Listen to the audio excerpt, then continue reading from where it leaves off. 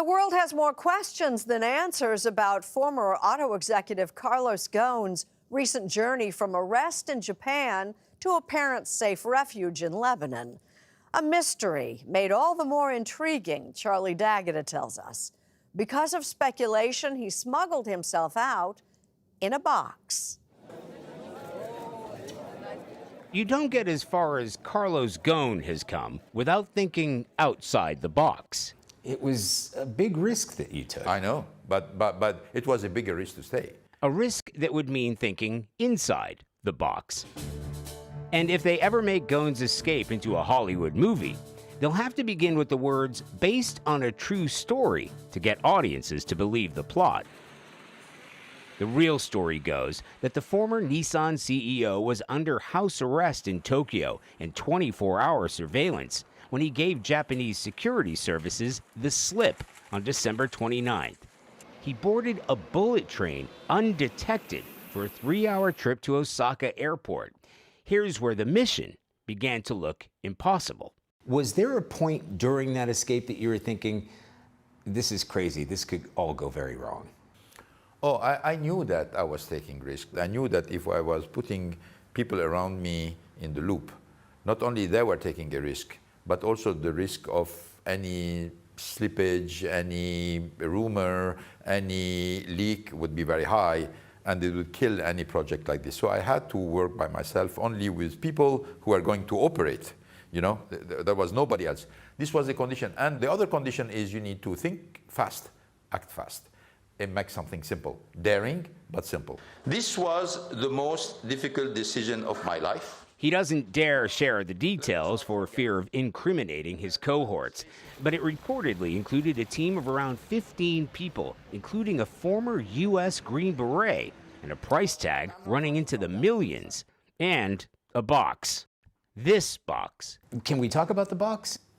Was there a box? No, I'm not going to talk about it. Everybody's talking about the box, well, good, except you. Good for them, good for them. Yeah, but I'm the only one who knows exactly what happened. So. What investigators believe happened is that the industry giant stuffed himself into a box for concert equipment, holes cut in the bottom so he could breathe. Here's what it looked like when a Japanese news reporter tried to get into a box of the same size. Ghosn was then spirited away on a private jet bound for Istanbul en route to Beirut, where we spoke this past Friday. Was there a moment in the box that you were thinking, what's become of my life? You know, I'm a very realistic person. I know that, you know, success don't last forever, fortune don't last forever. There are ups and downs in life. You have to confront tragedy as strongly as you confront success. And even though I didn't have a lot of shortfall, this one was a big one, and it was a test for my resolve and for my character. How the auto titan fell into trouble is as compelling as how he got out of it.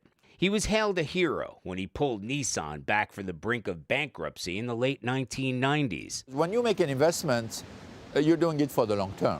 The CEO, with the rock star swagger, enjoyed the trappings of success, hobnobbing with the global elite in Davos, bobbing around on his $10 million yacht, globetrotting on board private jets, even hosting a Marie Antoinette-themed party at the Palace of Versailles. But when profits began to plummet in 2018, Nissan executives accused him of not disclosing exactly how much he was taking out of the company, among other charges. He was arrested and charged with financial wrongdoing. He said authorities kept pushing back his trial date and that he was barred from even communicating with his wife. And in a country with a 99% plus conviction rate, he says he never stood a chance. So I'm sitting here alone in a country which is not mine, in a system that I don't understand. I have everything, you know, all red signals everywhere. I said, my only hope of being able to defend myself, get out of the country. Make a run for it, regardless of the risk. At Japan's request, Interpol has issued what it calls a red notice, not only for Ghosn, but his wife Carol. Whether or not you were guilty of the charges before you fled, you are certainly guilty now of fleeing. You're a fugitive of justice. What's the future hold for you? I wouldn't say I'm fugitive of justice. I'm fugitive of injustice. That's the way I will put it.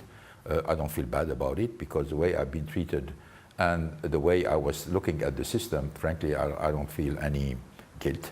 Last week, the Lebanese government issued their own order restricting Ghosn from leaving the country until further notice. Not that he's anxious to go anywhere. He's got property here, he grew up here, and remains something of a local hero.